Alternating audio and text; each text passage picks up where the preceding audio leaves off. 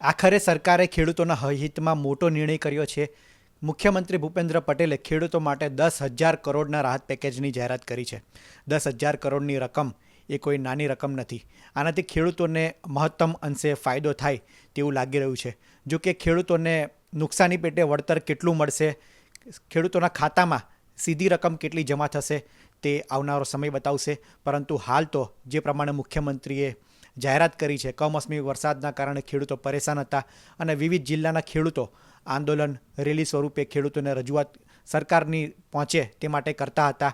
અને આમાં ભાજપના ધારાસભ્યોની પણ માંગ હતી. કેટલાક ભાજપના ધારાસભ્યોએ પણ મુખ્યમંત્રીને પત્ર લખ્યો હતો અને કમોસમી વરસાદના કારણે વળતર આપવાની વાત કરી હતી. ત્યારબાદ મુખ્યમંત્રી ભૂપેન્દ્ર પટેલે અધિકારીઓ અને કૃષિ મંત્રાલય સહિત અલગ અલગ વિભાગના મંત્રીઓ સાથે બેઠક કરીને આ જાહેરાત કરી છે. 10,000 કરોડનું રાહત પેકેજ ગુજરાતના ખેડૂતો માટે જાહેર કરવામાં આવ્યું છે, જે એક ઐતિહાસિક રાહત પેકેજ માનવામાં આવે છે. કારણ કે ગુજરાતના ઇતિહાસમાં કદાચ આટલું મોટું રાહત પેકેજ જાહેર થયું હોય તેવી આ પ્રથમ ઘટના હશે.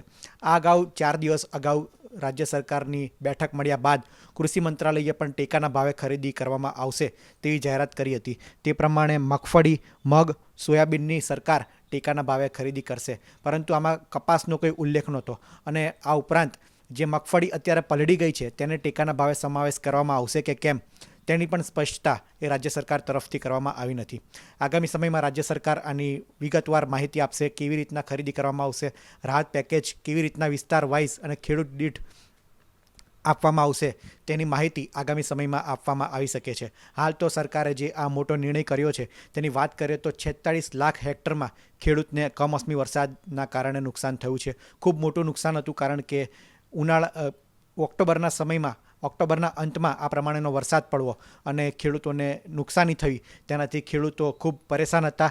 હવે સરકારે 10,000 કરોડના રાહત પેકેજની જાહેરાત તો કરી છે, પરંતુ આગામી સમયમાં તેની અમલવારી કેવી રીતના થશે તે જોવું ખાસ મહત્ત્વપૂર્ણ છે. કારણ કે આંકડા જાણીને તો આપણને ખુશી થાય કે ખૂબ મોટું આ રાહત પેકેજ જાહેર કરવામાં આવતું હોય છે, પરંતુ તેની અમલવારી અને ખેડૂતોના સીધા ખાતામાં ખેડૂતોને ડાયરેક્ટ સીધી સહાય કેવી રીતના થાય છે તે જોવું રહ્યું.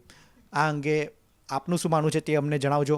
અત્યારે તો સરકારનો આ ખૂબ મોટો અને સારો નિર્ણય ગણી શકાય. આગામી સમયમાં આવા જ ખેડૂતો અંગેના સમાચાર અમે તમારા સુધી પહોંચાડતા રહીશું.